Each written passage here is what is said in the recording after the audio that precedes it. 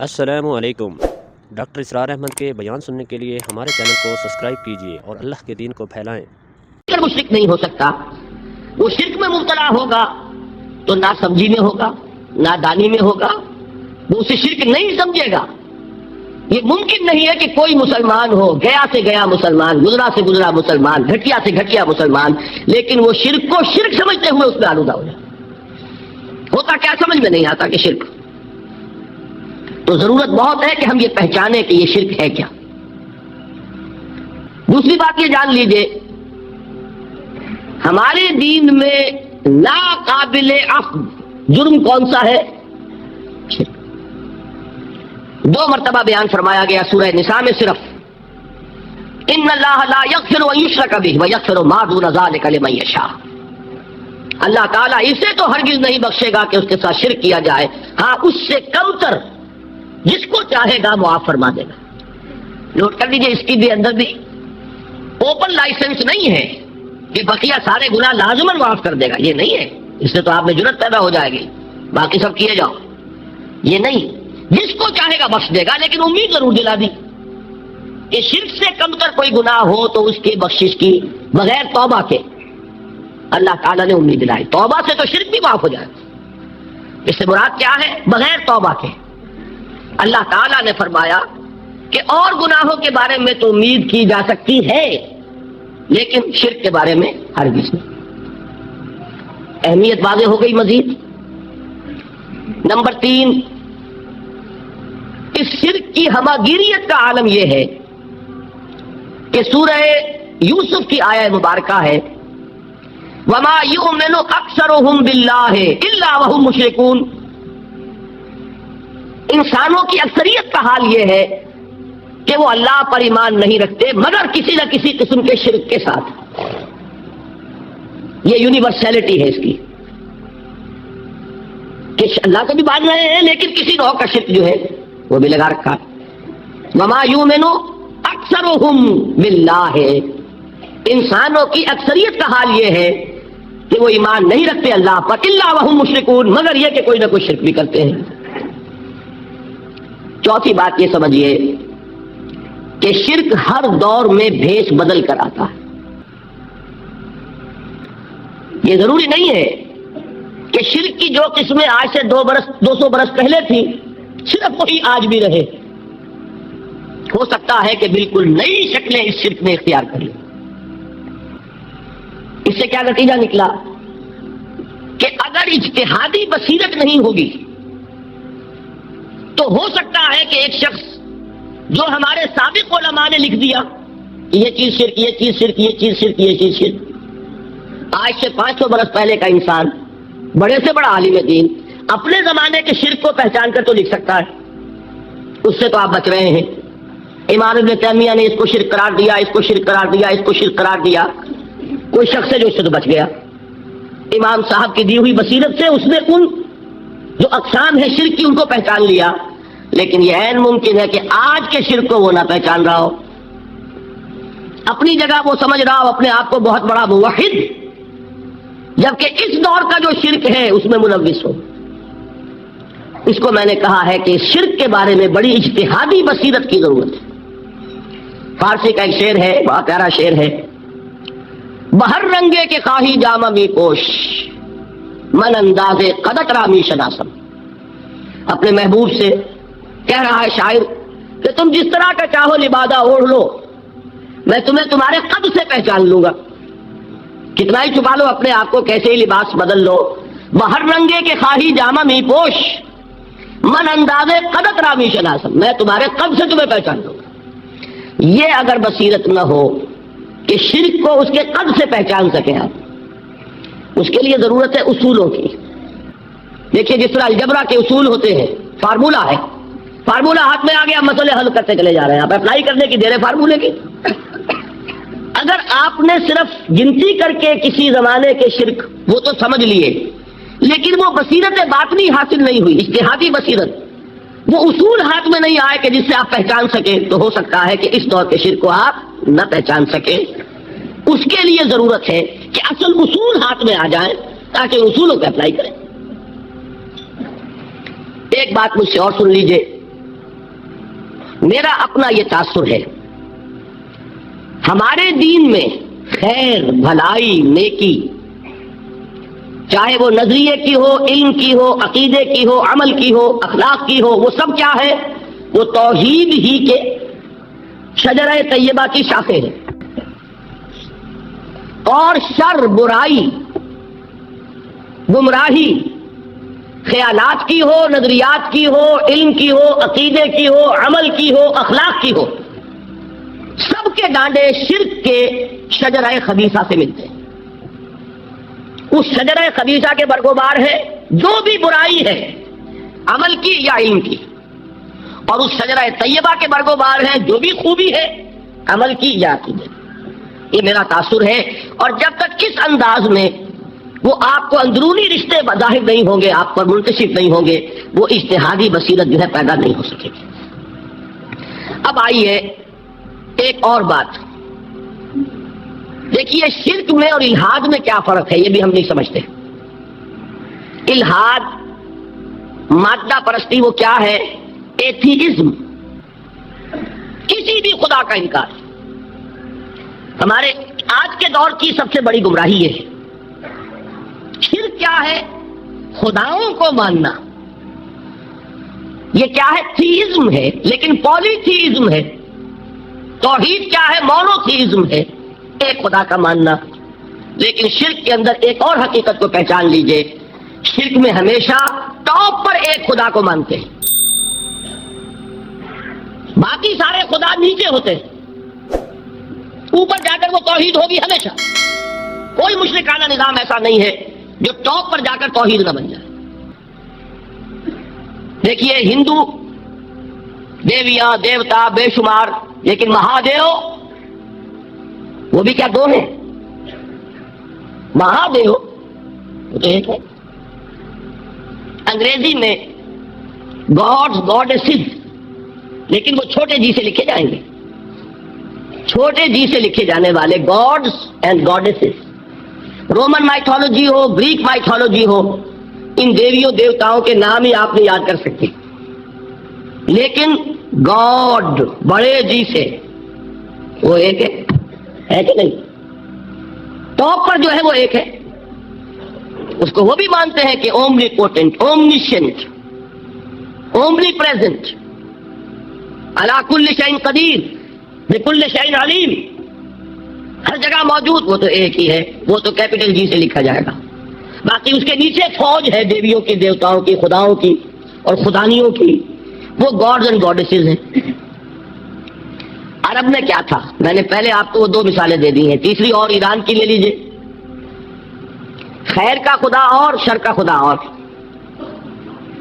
ایک یزدا ایک اہرمن، ٹھیک، سنویت ہو گئی نا، دو خداؤں کو مانا، لیکن وہی ہے جو خدائے خدائے گاں، خداؤں کا خدا، اس کو ایک ہی مانتے ہیں۔ یہی معاملہ عرب میں تھا، اللہ وہ ایک ہی تھا ان کے یہاں۔ قرآن میں آتا ہے ان سے پوچھئے بلا ان سألتہم من خلق السماوات والارض لیقولن اللہ، جب ان سے کہا جاتا ہے کہ کس نے پیدا کیا آسمان اور زمین کو، یہ فوراً کہیں گے اللہ نے۔ فَأَنَّىٰ يُؤْفَكُونَ، تو یہ ماننے کے بعد کدھر جا رہے ہیں؟ وہ کیا کہتے تھے کہ وہ بڑا اللہ تو ایک ہی ہے، لیکن چھوٹے آلہہ ہیں۔ آلہہ اور اللہ میں وہی فرق ہے جو کیپٹل جی کا گاڈ اور چھوٹے جی سے گاڈز اینڈ گاڈیسز، وہی فرق ہے کہ جو مہادیو اور دیویوں اور دیوتاؤں میں ہے، وہی وہاں تھا اللہ، وہ ایک اور سپریم، سب سے بالا تر، اس سے اوپر کوئی نہیں، تخلیق میں اس کا کوئی ساجی نہیں۔ لیکن اس نے کچھ آلہہ ہیں جنہیں کچھ اختیارات تقسیم کیے ہوئے ہیں، کچھ اس کے لاڈلی ہستیاں ہیں جو سفارش کر سکتی ہیں۔ بس یہ شرک تھا مشرکین مکہ۔ بات سمجھ رہے ہیں؟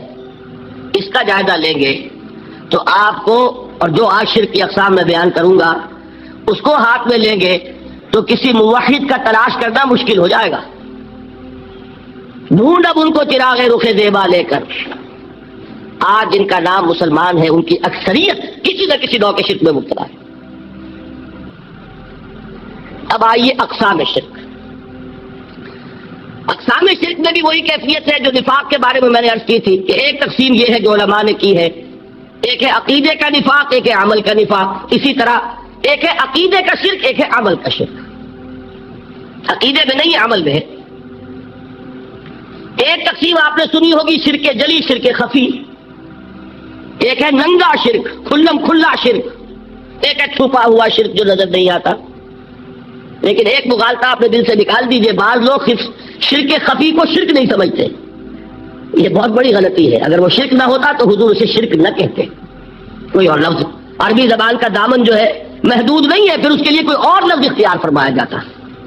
وہ شرک، لیکن ایک شرک ہے جلی جو نمایاں ہے، نظر آ رہا. ایک ہے شرک خفی جو نظر نہیں آ رہا. اور وہ کتنا خفی ہو سکتا ہے اس کی ایک مثال دی حضور نے. شرک خفی اتنا خفی ہو سکتا ہے، ذرا مبالغہ دیکھیے جو حضور نے بات کو سمجھانے کے لیے مثال میں جو مبالغہ اختیار فرمایا. ایک سیاہ اندھیری رات میں ایک سیاہ پتھر پر ایک سیاہ چیونٹی کو رینگتے ہوئے دیکھنا جتنا مشکل ہے، اتنا ہی شرک خفی کا پہچاننا مشکل ہے. بتائیے، آپ نے فرمایا انا افصح العرب، میں عرب کا فصیح ترین انسان ہوں. اس سے آگے کوئی مثال دی جا سکتی ہے؟ اندھیری رات، تاریک رات، پتھر سیاہ، چیونٹی سیاہ، کون دیکھ سکتا؟ جتنا اس کو دیکھنا ناممکن ہے، اتنا ہی شرک خفی کا پہچاننا مشکل ہے. گویا کہ اس سے تو اللہ ہی بچائے گا تو انسان بچے گا. ایک آخری بات تمہیداً اور عرض کر دوں، پھر میں چلوں گا اقسام پر. میری جو باتیں آپ کے سامنے آئی اس سے ایک منطقی نتیجہ نکلتا ہے.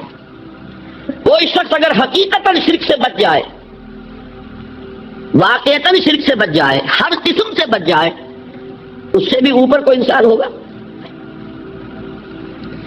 گویا کہ یہ آخری منزل ہے. یا یوں کہیے کہ جس شخص کے بارے میں اللہ تعالیٰ یہ مان لے کہ میرا یہ بندہ شرک سے بری ہے، اس سے بڑی سند کوئی ہے؟ دی ہائیسٹ ٹیسٹیمونیل، سب سے بڑی سند، سب سے بڑی تعریف جو بندے کی ہو سکتی ہے وہ کیا ہے؟ یہ مشرک نہیں. یہی وجہ دیکھیے آپ قرآن مجید میں حضرت ابراہیم کے ذکر میں دیکھیں گے. ابراہیم کا مقام کیا ہے؟ خلیل اللہ، ابو الانبیاء، امام الناس. تین نسبتیں ہیں، تینوں بڑی عظیم. اللہ کے ساتھ نسبت کیا ہے؟ خلیل. واتخذ اللہ ابراہیم خلیلا. ابو الانبیاء، کتنے نبی ہیں ان کی نسل میں؟ اسحاق اور اسماعیل سے چلیے، پھر یعقوب اور یوسف، اور پھر چلیے موسیٰ اور ہارون، اور پھر چلیے سارے انبیاء بنی اسرائیل کے، حضرت عیسیٰ، پھر یہاں تک کہ محمد رسول اللہ کس کی اولاد ہے؟ ابراہیم کی. ابو الانبیاء. اور نمبر 3، انی جاعلک للناس اماما، امام الناس. اور قرآن میں جو سب سے بڑی سند انہیں دی جاتی ہے وہ کیا؟ وما کان من المشرکین. وہ ابراہیم مشرکین میں سے نہیں تھے. معلوم ہوا کہ یہ سب سے بڑی سند ہے، سب سے بڑا سرٹیفکیٹ ہے، سب سے بڑا ٹیسٹیمونیل ہے جو اللہ کی طرف سے کسی کو مل جائے. میں جو اقسام شرک بیان کرنا چاہتا ہوں تو میری تقسیم ذرا مختلف ہے. اب وہ ذرا اپنے ذہن میں وہ نقشہ بنا لیجئے، آپ بنایا کرتے ہیں. ایک اس کو پھر 3 میں تقسیم کیجئے. شرک کی 3 بڑی بڑی قسمیں ہیں. شرک فی الذات نمبر 1، شرک فی الصفات نمبر 2، شرک فی الحقوق نمبر 3. اور یہ میں عرض کر دوں آپ سے پہلے ہی، یہ مضمون بہت طویل ہے. میں آج صرف یہ کروں گا کہ خاکہ مکمل کر دوں. اب اس خاکے میں رنگ بھرنا، وہ تو ایک موضوع پر شرک فی ذات پر پوری تقریر ہونی چاہیے، شرک فی صفات پر ہونی چاہیے. ایک ایک گھنٹے کے میرے 6 کیسٹ ہیں اللہ کے فضل و کرم سے، جو کئی سال سے وہ پھیل رہے ہیں. 6 گھنٹے میں نے ان چیزوں کو بیان کیا. وہ موجود ہوں گے، لیکن آج وہ خاکہ ذہن میں بنا لیجیے اور کچھ آپ کو الجبرے کے فارمولے ہاتھ میں آ جائے تاکہ خود آپ میں صلاحیت پیدا ہو جائے پرکھنے کی کہ اس فارمولے کو اپلائی کر کے دیکھ لیں یہ شرک ہے یا نہیں. یہ 2 کام تو میں انشاءاللہ آج کر دوں گا، آپ مطمئن رہیں. باقی یہ کہ تفصیل تو ہر سلسلے میں تفصیل پھر بہت ہوگی. وہ شوق ہو تو وہ کیسے صاف سنیے. تو 3 تقسیمیں ہو گئی شرک فی ذات، اللہ کی ذات میں کسی کو شریک کر دینا. یہ سب سے زیادہ نمایاں، سب سے زیادہ جلی، سب سے زیادہ عریاں، اور اللہ تعالیٰ کو سب سے زیادہ مبغوض اور ناپسند شرک ہے.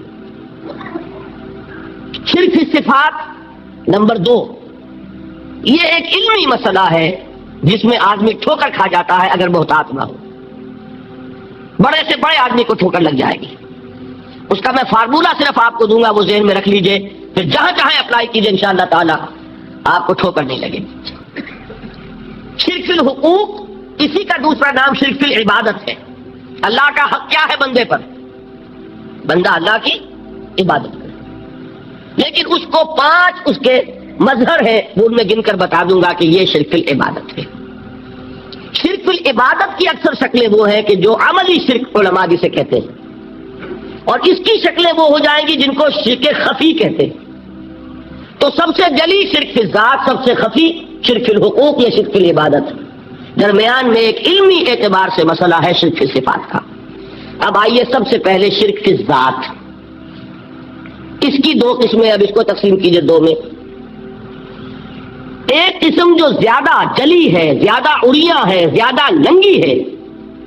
یہ عجب ستم ظریفی ہے تاریخ کی کہ وہ ان قوموں میں پیدا ہوئی جو اپنا تعلق رسولوں سے جوڑتی ہیں. کیا کہ کسی کو خدا کا بیٹا بنا دینا، بیٹی بنا دینا. اب ظاہر بات ہے بیٹا بیٹی بنا دینا بالکل ہم پلہ کر دیا کہ نہیں؟ نو وہی ہو گئی کہ نہیں؟ دیکھیے غور کیجیے. گدھے کا بیٹا گدھا ہوگا، گھوڑے کا گھوڑا ہوگا، خدا کا خدا ہوگا. انسانوں میں آ جائیے، سید کا بیٹا سید ہوگا، مغل کا بیٹا مغل ہوگا. یہ بالکل ہم کفو بنا دینے والی بات ہے. بالکل ہم پلہ، ہم جنس، ہم نو. یہ بدترین شرک ہے. اور آپ کو معلوم ہے یہ شرک کن میں پیدا ہوا؟ یہود کے ایک گروہ میں پیدا ہوا جنہوں نے حضرت عزیر کو خدا کا بیٹا قرار دیا. قالت الیہود عزیر ابن اللہ.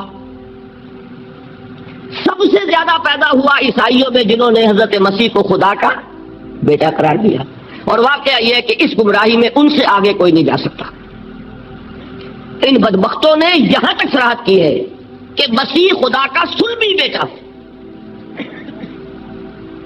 اس لیے کہ 2 لفظ آتے ہیں، ایک ہوتا ہے ابن، ایک ہے ولد. ان میں ذرا فرق ہے.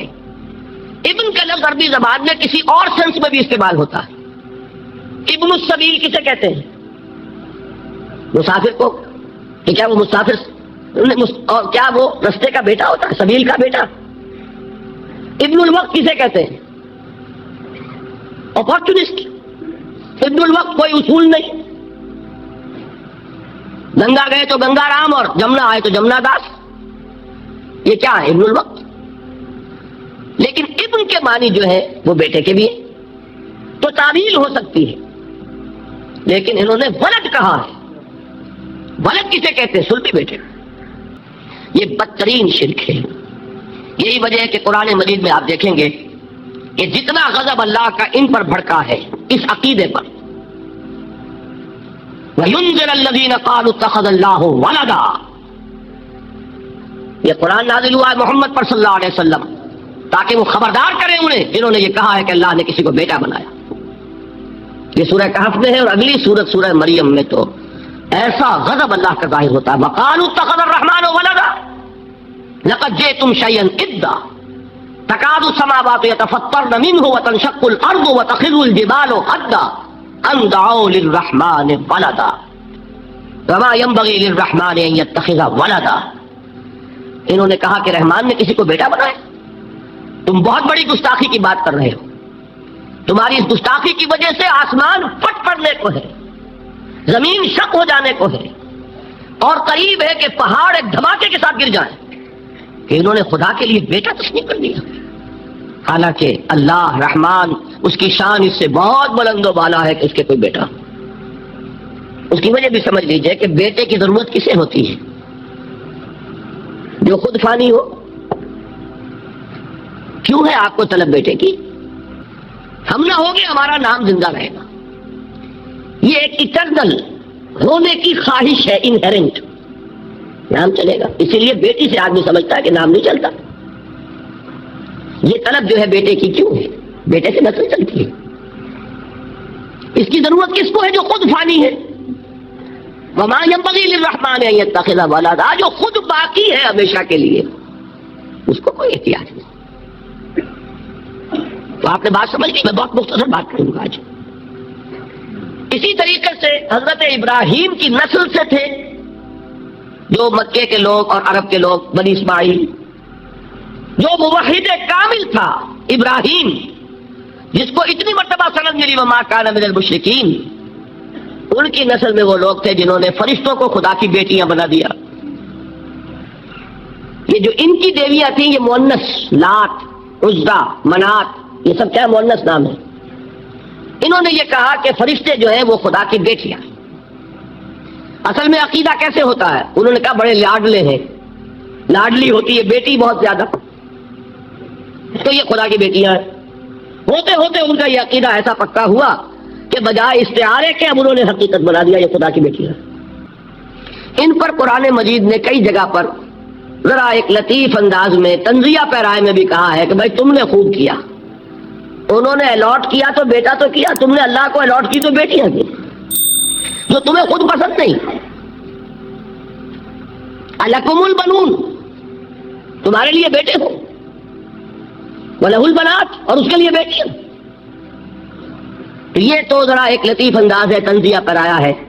لیکن ان تینوں کو اب آپ ایک جگہ کر لیجئے. بیٹا بیٹی قرار دینے کا شرک، یہ کیا ہے؟ شرک فی الذات، ہر اعتبار سے اللہ کا مثل بنا دینا، ہم کف بنا دینا، ہم پلہ بنا دینا، ذات میں شریک کر دینا. یہ بدترین شرک ہے. یہی وجہ ہے دیکھیے قرآن مجید کی عظیم ترین سورت کون سی ہے؟ سورہ اخلاص، جو 1/3 قرآن کے مساوی حضور نے قرار دیا، جس کو سنو سے قرآن کے مساوی، وہ در حقیقت کسی شرک کی نفی پر ہے. قل هو اللہ احد اللہ الصمد لم یلد ولم یولد ولم یکن لہ کفوا احد. یہی آیا اس میں سورہ بنی اسرائیل کی آیت آخری میں نے سنائی تھی. وقل الحمد للہ الذی لم یتخذ ولدا، کہو کہ کل شکر اور کل تعریف اس اللہ کے لیے جس نے کسی کو اپنا بیٹا بیٹی نہیں بنایا. ولد دونوں پر جاتا ہے، اولاد جیسے آپ کہتے ہیں، اولاد بیٹا بیٹی شریک ہوتے ہیں، نہ اس کا کوئی بیٹا نہ اس کی کوئی بیٹی، نہ وہ جنا گیا نہ اس نے کوئی جنا. ایک قسم تو یہ ہوئی شرک فی الذات کی. دوسری قسم کیا ہے؟ یہ ان مذاہب میں ہوئی ہے جو نبیوں اور رسولوں کی طرف نسبت نہیں رکھتے بلکہ فلسفیانہ مذاہب ہیں. ہندوستان کے اکثر مذاہب فلسفیانہ ہیں. فلسفیانہ مذاہب میں یہ شرک کی ذات کس شکل میں پیدا ہوا؟ 2 شکلیں پیدا ہوئی. ایک ہماؤست اور ایک حلول. حلول کیا ہے؟ اللہ نے کسی انسان کے اندر اپنے آپ کو حل کر دیا، انسانی شکل میں وہ خود ظاہر ہو گیا. اوتار کا عقیدہ، انگلش میں گاڈ انکارنیٹ. عیسائیوں میں بھی حضرت مسیح کو گاڈ انکارنیٹ بھی قرار دیا جاتا ہے. خود خدا نے یہ شکل اختیار کر لی. رام چندر جی ہو، کرشن جی مہاراج ہو، کیا ہے؟ یہ اوتار ہیں. اللہ نے ان میں حلول کیا یا اللہ نے ان کی شکل میں ظہور کیا. سمجھ میں آ گیا؟ اور ایک عقیدہ کیا ہے؟ یہ بڑا فلسفیانہ مسئلہ ہے، دیکھیے بڑا ٹیڑھا مسئلہ ہے یہ، لیکن میں اس وقت اس کی تفصیل میں نہیں جاؤں گا، بہت باریک باتیں ہو جائیں گی. مسئلہ کیا ہے کہ اگر خدا کو مان لے تو پھر سوال یہ ہے کہ خدا نے اس کائنات کو کیسے پیدا کیا. ایک سوال آتا ہے ذہن میں، جس کے نہیں آتا وہ کہے گا پاگل پن ہے، خامخواہ اس پر کیوں سوچتے ہیں. لیکن جس کے ذہن میں سوال آ گیا اس کے لیے بڑی مصیبت ہو جاتی. وہ تو سوچتا ہے انسان کا اختیار نہیں ہوتا اپنے ذہن پر، وہ لاکھ روکے اسے مت سوچو، وہ اور سوچے گا. یہ مصیبت ہے فلسفیوں کی. کیسے پیدا کیا؟ اب ایک تصور تو یہ ہے کہ جیسے یہ میز ہے، بڑھئی نے بنایا اس کو، بڑھئی علیحدہ ہے، میز علیحدہ ہے. لیکن اس میں یہ بات ماننی پڑے گی کہ پہلے کوئی چیز تھی جس سے میز بنائی. لکڑی تو تھی نا، اس سے میز بنائی. لہذا ہندوؤں میں ایک عقیدہ یہ ہے کہ خدا بھی قدیم، مادہ بھی قدیم. خدا نے اس مادے سے یہ شے بنا دی، مادے سے یہ بنا دی. وہی مٹی کی تغاری ہوتی ہے، کمہار اس سے کوئی رکابی بنا دیتا ہے، کوئی وہ ہڈیا بنا دیتا ہے، کوئی گھڑا بنا دیتا ہے. مٹی تو ہے نا پہلے. تو مادہ بھی قدیم، خدا بھی قدیم، اور مادے سے خدا نے یہ شکلیں بنا دی. ٹھیک، یہ بھی سنویت ہو گئی، توحید تو ختم ہو گئی. تو جن لوگوں کا ذہن تھا توحیدی لیکن اس مسئلے میں الجھ گئے، انہوں نے ایک اور شکل تجویز کی کہ خدا خود ہی اس شکل میں تبدیل ہو گیا. کیسے؟ جیسے برف پگھلتی ہے تو پانی بن جاتا ہے. پانی کہاں سے آیا؟ برف سے.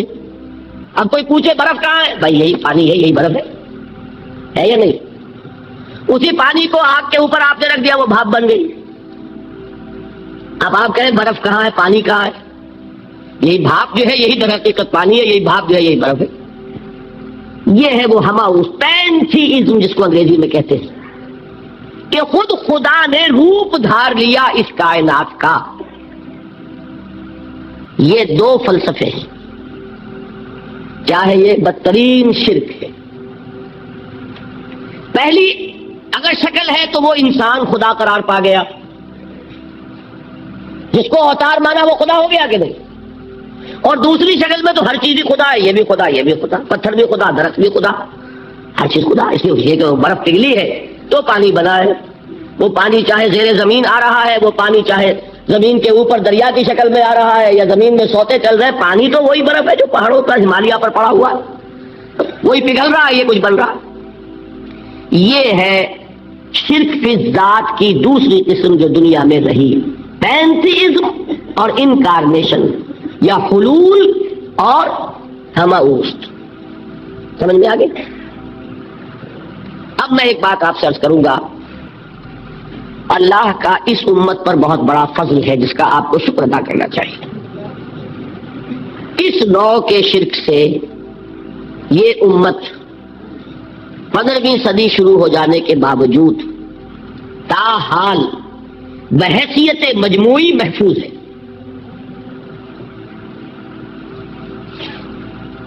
میں نے بحیثیت مجموعی کہا ہے. کوئی افراد یا عوام الناس یا جوہلا یا شعراء یا نعت گو وہ مبالغہ آرائی میں کوئی بات کہہ دیتے ہو تو وہ علیحدہ بات ہے. لیکن مسلمانوں میں کوئی مستند فرقہ اور اس کے جو مستند عقائد ہیں ان میں الحمدللہ آج تک ایسی کوئی چیز شامل نہیں. اس کا جب آپ تقابل کریں گے نا، آپ کا کیا خیال ہے عیسائیوں کو حضرت مسیح سے کتنی محبت تھی؟ اس کا تقابل کیجئے جو محبت مسلمانوں کو رہی حضور کے ساتھ. عیسائیوں کی محبت اسرے عشیر نہیں بنے گی. اس محبت کے باوجود کہ ہمیں 10 گنا 100 گنا 1000 گنا زیادہ محبت ہے حضور کے ساتھ، لیکن دیکھیے کہ انہوں نے خدا کا بیٹا بنا دیا. یہاں کسی نے حضور کے بارے میں یہ بات آج تک کہی؟ یہ بہت بڑا کنٹراسٹ ہے. یہ در حقیقت عقیدت اور محبت کا ظلم ہوتا ہے. تو عقیدت اور محبت کی کمی تو یہاں بھی نہیں، الحمدللہ ان سے زائد ہے. لیکن الحمدللہ ثم الحمدللہ ثم الحمدللہ خدا کا بیٹا تو کسی نے نہیں بنایا. اچھا میں ایک اور کنٹراسٹ آپ کو دکھاتا ہوں تاکہ آپ اللہ کا شکر کریں. حضرت علی کی کیا نسبت ہے حضور کے ساتھ؟ نبی اور امتی. حضرت علی کو خدا کہنے والے پیدا ہوئے کہ نہیں؟ بتائیے نا. کیا وجہ ہے کہ علی کو خدا کہنے والے پیدا ہوئے لیکن محمد کو خدا کہنے والا پیدا نہیں ہوا صلی اللہ علیہ وسلم رضی اللہ تعالی عنہ؟ بہت اہم بات ہے، غور کیجیے گا. حالانکہ حضرت علی کا رتبہ کہاں، حضور کا کہاں. آج بھی آپ دیکھیے آپ کے جاہل عوام کے زبان پر نعرہ یا علی مدد کا ہوتا ہے، یا محمد مدد کسی نے کہا آج تک؟ یہ یا محمد لکھنے کے کام آتا ہے صرف. وہ مسجد پہ لکھ دو تاکہ پتہ چل جائے یہ فلاں فرقے کی مسجد ہے، دوسرا خود ہی بھاگ جائے وہاں سے. یہ صرف کس کام کے لیے ہے؟ باقی جہاں اصل میدان میں بات آتی ہے کوئی نعرہ لگاتا ہے یا محمد مدد، محمد کا رتبہ اونچا یا علی کا، تو ان سے کیوں نہیں مدد مانگی؟ یہ سوالات آپ کے سامنے رکھ رہا ہوں میں۔ پھر یہ کہ جس طریقے سے کہ غوث اعظم کو پکارا جاتا ہے، کیا محمد کو پکارا جاتا ہے؟ کیا نسبت ہے؟ حضرت علی تو پھر بھی صحابی ہے، خلیفہ چہارم ہے، حضور کے چچا داد بھائی ہے، داماد ہے۔ غوث اعظم تو بہرحال وہ نسبت تو نہیں ہے۔ دیکھیے میں اس کا تعلق جوڑتا ہوں ختم نبوت سے۔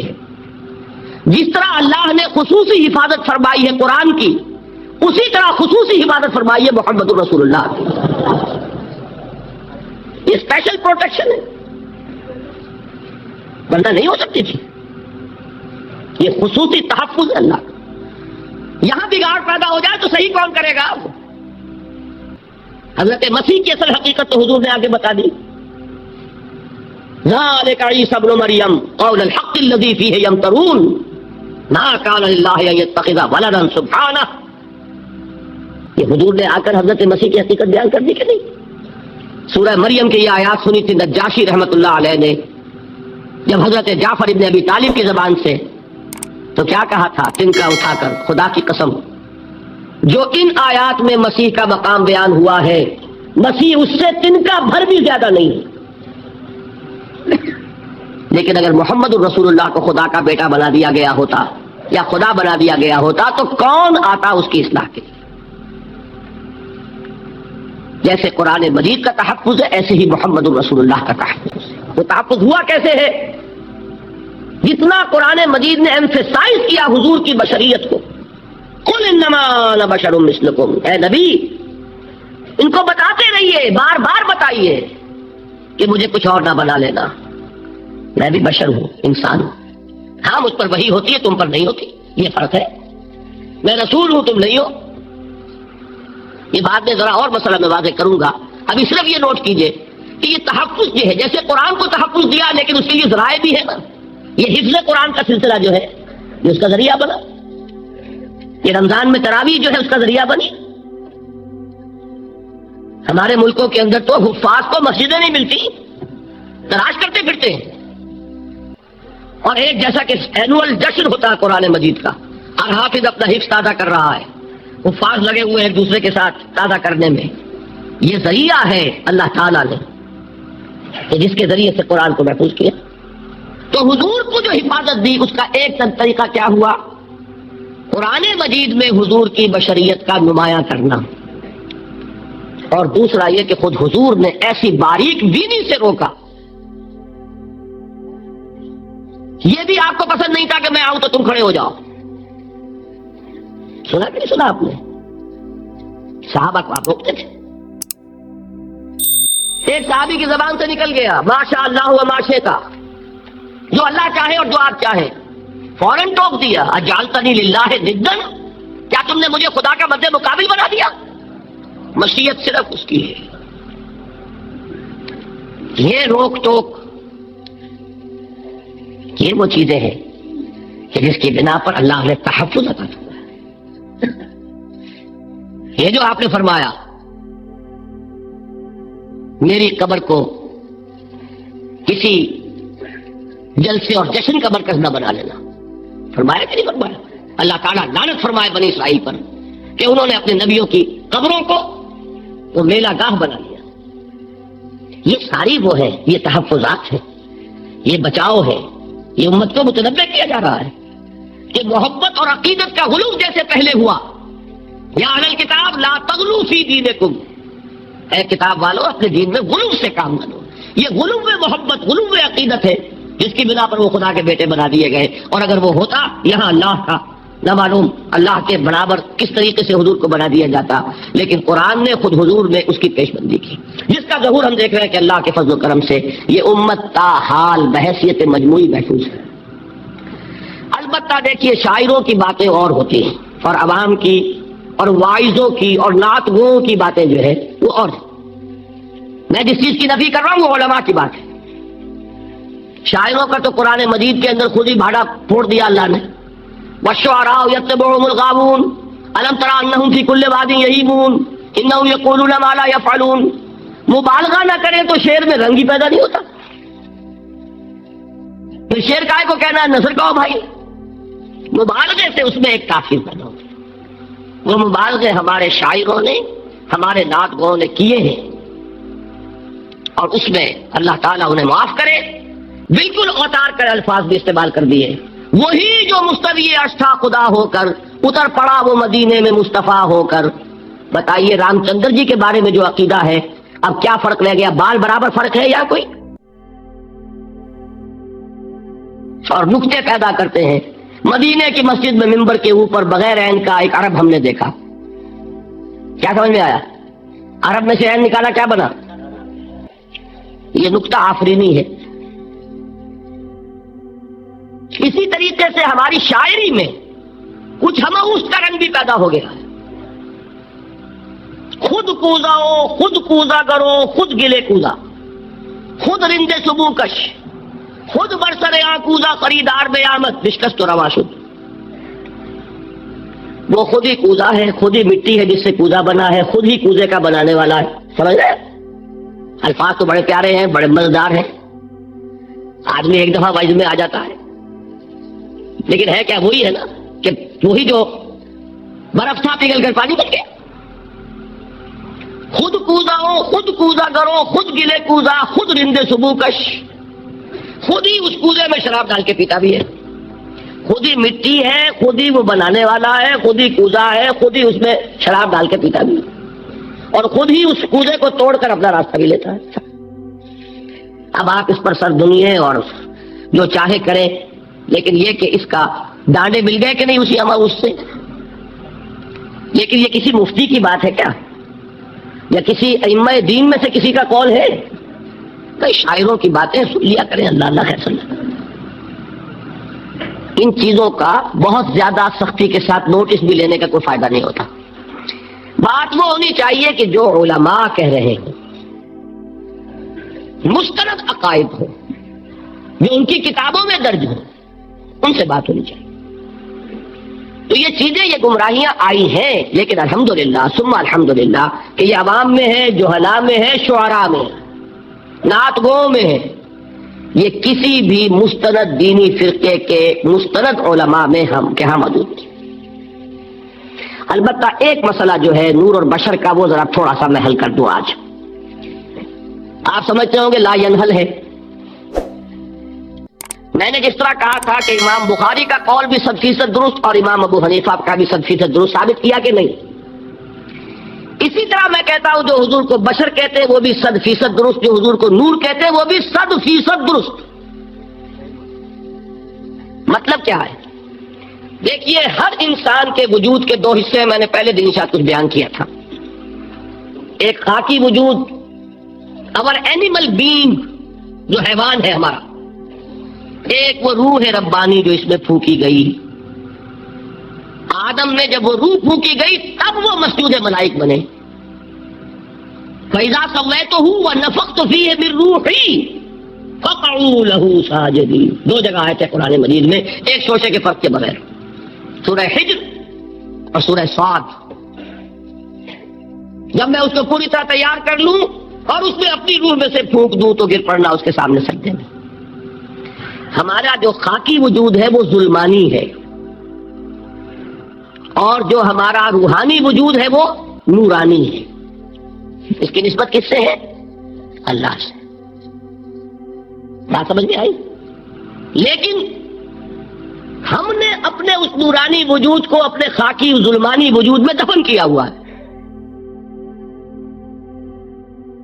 اور محمد الرسول اللہ صلی اللہ علیہ وسلم کا وہ نورانی وجود آپ کے اس خاکی وجود پر اس درجے غالب تھا کہ وہ خاکی وجود معدوم کے درجے میں ہے، لیکن وہ حضور صلی اللہ علیہ وسلم پر اثر انداز نہیں ہو سکتا.